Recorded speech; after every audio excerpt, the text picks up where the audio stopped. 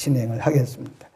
38절에 보면 그때에 서기관과 바리새인 중 몇 사람이 말하되 선생님이요 우리에게 표적 보여주시기를 원하나이다. 일반적으로 바리새인 서기관은요 유대교 지도자들입니다. 유대교 지도자들은 철저한 율법주의자들이에요. 종교주의자들이죠. 근데 모두가 다 그런 건 아닙니다. 거기 보면 뭐라고 표현을 했냐면 38절에 서기관과 바리새인 중 몇 사람이 그랬어요. 그러니까 일반적으로는 바리새인과 서기관들이 철저한 율법주의자고 종교주의자지만 다 그런 게 아니고 또 오늘 이 본문에 예수님께 나와서 표적 보여주시기를 구했던 바리새인과 서기관도 다 그런 게 아니에요. 몇 사람이 그런 거예요. 하여튼 몇 사람이 와가지고 표적을 보여달라 그럽니다. 원래 유대인들은 표적 보기를 좋아해요. 그래서 사도 바울도 유대인들은 표적을 구한다 그런 표현을 썼는데 표적이라는 게 뭐냐? 그 당시의 표적은 당신이 정말 메시아입니까? 그러면 메시아인 표적을 보여주십시오. 예수님 뭐라고 그랬죠? 나를 믿지 못하거든 너희가 나를 믿지 못하겠거든 내가 행하는 일을 보고 믿으라고 그랬잖아요. 그렇죠? 예수님 분명히 그러셨어요. 사람들이 예수님을 못 믿으니까 나를 믿지 못하겠거든 내가 행하는 일을 보고 내가 메시아인 것을 믿어라. 예수님이 이미 오셔서 복음을 전하고 계시잖아요. 죽은 자가 살아나잖아요. 귀신이 쫓겨가잖아요. 병든 자들이 고침받잖아요. 그러면 이미 그것이 예수님의 메시아 되심의 표적이란 말이에요. 그런데 이 바리새인과 서기관들은 또 다른 표적을 원하는 거예요. 그 예수님 뭐라고 그러세요?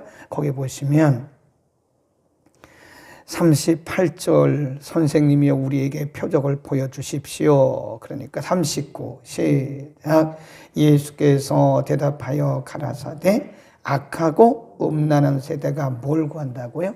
표적을 구한다.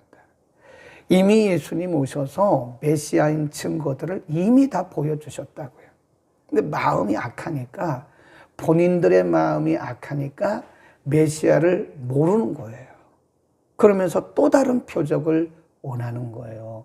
그래서 예수님은 악하고 음란한 세대가 표적을 원한다 그래요. 표적을 이미 예수님께서 보이신 표적을 보면서 믿지 못하는 사람은 다른 표적을 보여줘도 믿지 못합니다. 왜 그럴까요? 악하기 때문에 그런 거예요. 그러니까 오늘날도 보면 많은 사람들이 자꾸 표적을 구해요. 이미 성경에 다 말씀했고 이미 우리의 삶을 통해서 다 우리가 경험한 거예요. 또 다른 표적을 자꾸 구하는 거예요.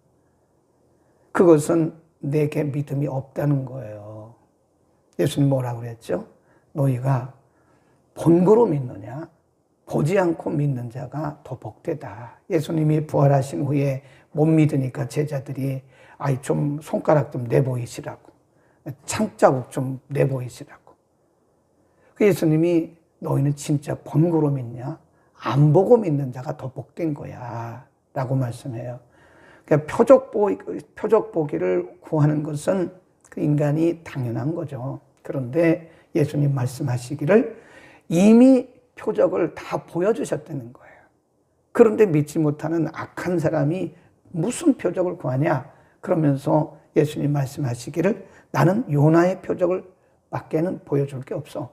요나의 표적이 뭐예요? 거기 보세요. 39절 끝에 보면 악하고 음란한 세대가 표적을 구하나 선지자 요나의 표적밖에는 보일 표적이 없다. 요나가 밤낮 사흘을 큰 물고기 뱃속에 있었던 것 같이 인자도 밤낮 사흘을 땅속에 있으리라. 예수님이 요나의 표적이라고 말씀한 것은 예수님의 죽음과 부활을 상징하는 거예요. 너희들이 나에게 더 큰 표적을 지금 내게 구하고 있지만 내가 너희들에게 보여줄 더 큰 표적이 뭐냐? 바로 요나의 표적이다. 내가 죽었다가 다시 살 것이다. 이보다 큰 표적이 어디 있나 이거예요. 그러니까 오늘날도요, 예수님의 부활과 예수님의 재림, 더 조금 더 자세히 말하면 예수님의 죽으심과 부활과 재림 믿으면 이거보다 더 큰 표적이 없어요. 그러니까 우리가 사도신경으로 신앙을 고백을 하잖아요. 사도신경대로 믿으면 이거보다 더 큰 믿음이 없습니다, 사실은. 근데 우리는 자꾸 눈으로 보기를 원하고 손으로 자꾸 만지기를 원하는 거예요. 눈에 보이는 것 없고 귀에 들리는 거 없어도 우리가 성경이 믿어지면 이보다 큰 기적이 없습니다. 아멘. 이 성경의 이 기적을 믿을 수가 없어요. 성경이 믿어지면 사실 이보다 더 큰 표적이 없는 거예요. 그러니까 마지막 때가 되면 예수님께서 마태복음 24장에 보면 거짓 선지자들이 나타나서 큰 표적을 보인다고 그랬어요. 네. 큰 표적을 보여서 할 수만 있으면 택하신 자들도 미혹할 것이다. 예수님이 그래요. 만져보고 믿는 신앙은 굉장히 수준이 낮은 겁니다. 그게 우리나라도 마찬가지예요. 어디서 무슨 기적이 나타났다. 이미 성경에 다 있는 거라니까요.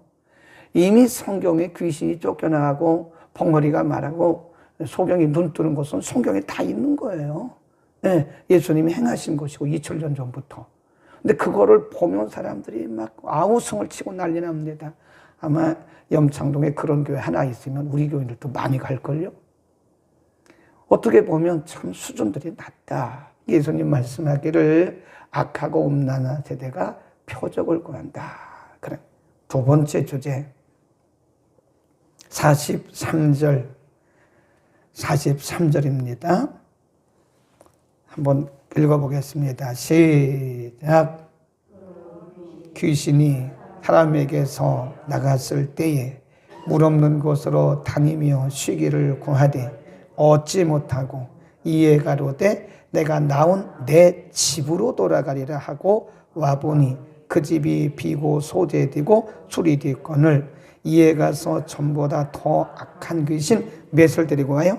7 귀신을 데리고 들어와서 거하니 그 사람의 나중 형편이 전보다 더욱 심하게 되느니라.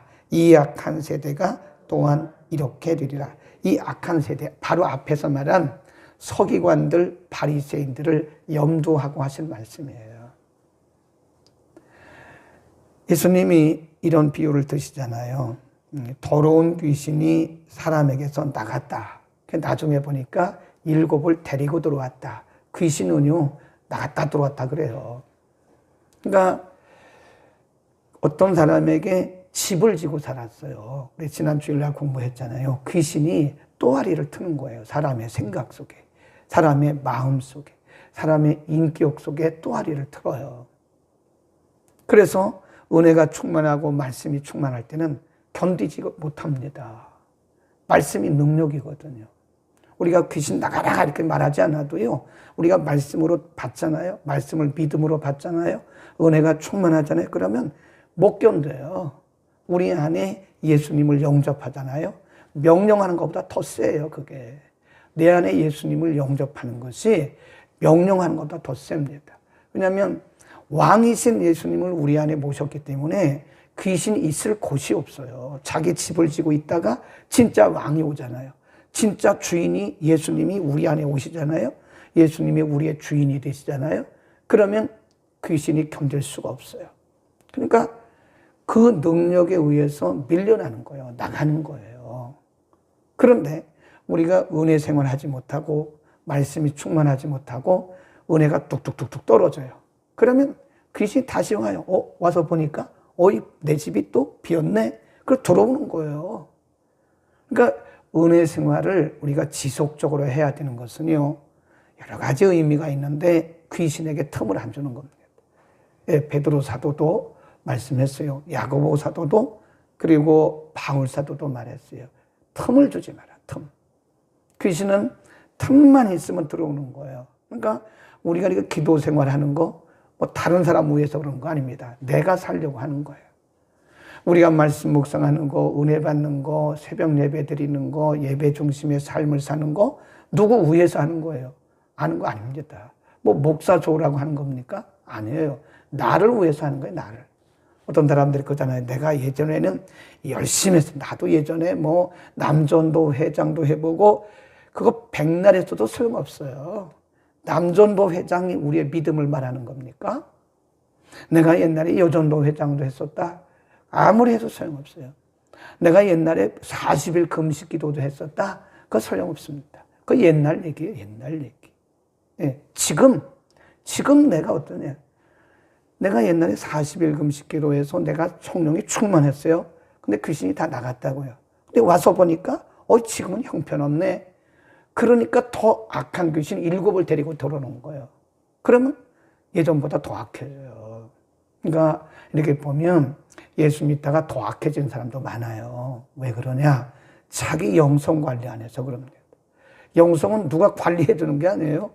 뭐 큰 교회 나간다고 누가 해주는 것도 아니고 뭐 좋은 목사님 밑에 있는다고 누가 해주는 게 아니에요. 내가 관리하는 거예요.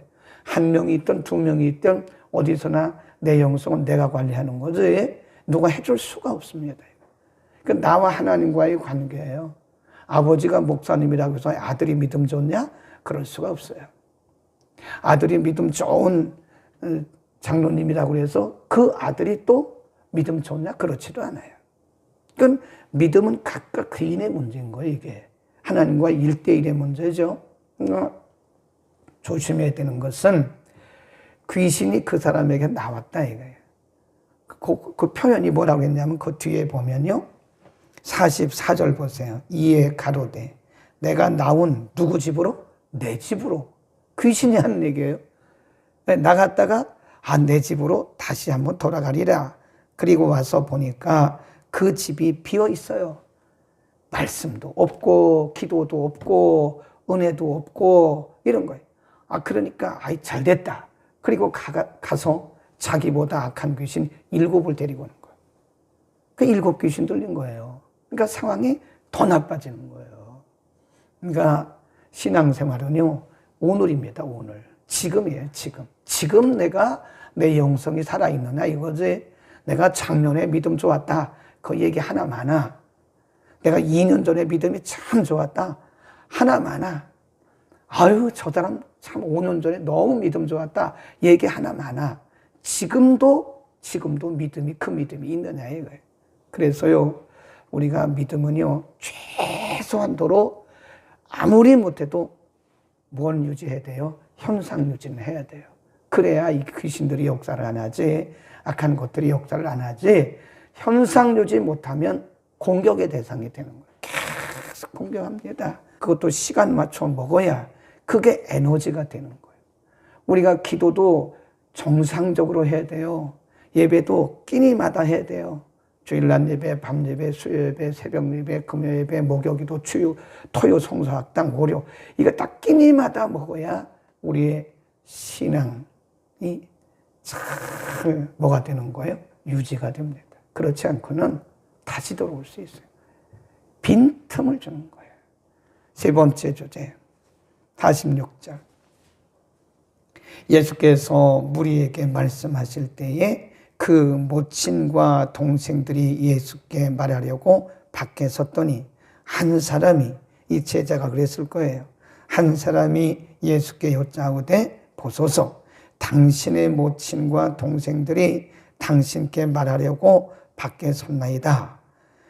말하던 사람에게 대답하여 가라사대, 거기 48절 끝에 시작. 누가 내 모친이며 내 동생들이냐. 예수님이 실내에서 말씀을 가르치고 있는데 예수님의 어머니 마리아 그리고 동생들 가족들이 밖에서 기다리고 있는 거예요. 그러니까 제자가 들어가서 지금 선생님의 어머니하고 여기 지금 형제들이 와 있습니다. 그러니까 예수님이 대뜸 하신 말씀이 누가 내 어머니고 누가 내 동생들이냐, 내 형제들이냐, 내 친족이냐. 그러면서 예수님 말씀하기를 이렇게 말씀해요. 손을 내밀어 제자들을 가리켜 가라사대 나의 모친과 나의 동생들을 보라. 누구든지 하늘에 계신 내 아버지의 뜻대로 하는 자가 내 형제요 자매요 모친이라. 아멘. 거기다 줄겁시다. 누구든지예요. 누구든지. 혈통이 유대인이든지 이방인이든지 여자든지 남자든지 동양인이든지 서양인이든지 누구든지입니다. 누구든지 하늘에 계신 내 아버지의 뜻대로 행하는 그 사람이 내 형제요, 내 모친이요, 내 자매다. 진정한 지체는, 진정한 형제자매는요, 믿음 안에 있다 그 말입니다. 그러니까 우리가 실질적으로 혈육이 실제로 한 어머니 아버지에서 태어나도 믿음이 다르면요, 그거 참 계속 충돌하더라고요. 충돌해. 그래서 이 가족 복음화가 이루어져야 돼요. 여러분이 명절에 다 모이잖아요. 가족들이 다 모여도 믿음이 다르면 충돌해요. 싸움 나요. 겉으로 싸움은 안 날지라도 믿음이 다르기 때문에 보이지 않게 충돌하는 거예요. 영적으로. 그래서 가족 복음화가 필요한 거예요. 가족 복음화도 해야 되고요. 또 우리가 서로 피는 나누지 않았지만 예수 그리스도의 피로 하나가 됐잖아요. 네. 그래서 어떤 면에서 보면요, 진짜 친형제 자매보다 믿음 안에 있는 형제 자매가 훨씬 더 가까워요. 그리고 대화가 통해요. 진정한 친족은 누구냐? 그리스도 안에 있을 때, 믿음 안에 있을 때다. 그러니까 우리를 뭐라 그래요? 서로 지체. 우리 지체들 그러잖아요. 지체. 권속이란 말은 패밀리 그런 뜻이에요. 가족. 하나님의 가족. 그러니까 우리가 다 권속이에요. 한 자매예요. 한 형제예요, 우리가. 하늘 아버지의 뜻대로, 하늘에 계신 아버지의 뜻대로 행하는 그 사람들은 다 형제입니다. 자매입니다. 하나님의 뜻대로 하지 않으면 그 이단이죠. 예. 우리가 같은 신앙생활을 해도요, 내 뜻대로 사는 사람과 하나님의 뜻대로 살려고 하는 사람과는 계속 충돌이 일어나요. 그러니까 교회 안에서도 보면 방향성이 다르더라고요.